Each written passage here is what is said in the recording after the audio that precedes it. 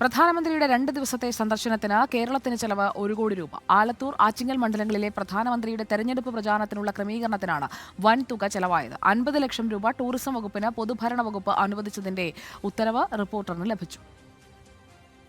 April 14 പ്രധാനമന്ത്രി നരേന്ദ്രമോദി കൊച്ചിയിൽ വിമാനമിറങ്ങി.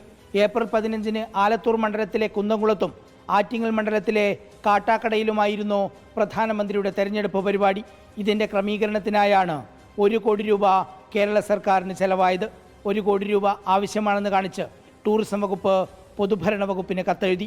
April 15 തന്നെ അഡ്വാൻസായി 50 ലക്ഷം രൂപ അനുവദിച്ച് പൊതുഭരണ വകുപ്പ് ഉത്തരവിറക്കുകയും ചെയ്തു.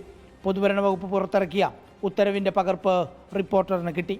ആകെ ചെലവ് നിശ്ചയിച്ച 1 കോടിയിൽ അനുവദിച്ചത് കഴിച്ച് ബാക്കി 50 ലക്ഷം രൂപ ടൂറിസം വകുപ്പിന് അനുവദിക്കാനുണ്ട്. തെരഞ്ഞെടുപ്പ് പ്രഖ്യാപിച്ചതിന് ശേഷം 2ാം തവണയാണ് മോദി കേരളത്തിലെത്തിയത്.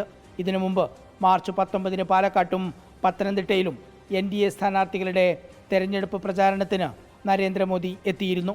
ഇതോടെ ഈ വർഷം മാത്രം 7 തവണയാണ് പ്രധാനമന്ത്രി കേരളത്തിലെത്തിയത്. റിപ്പോർട്ടർ, തിരുവനന്തപുരം.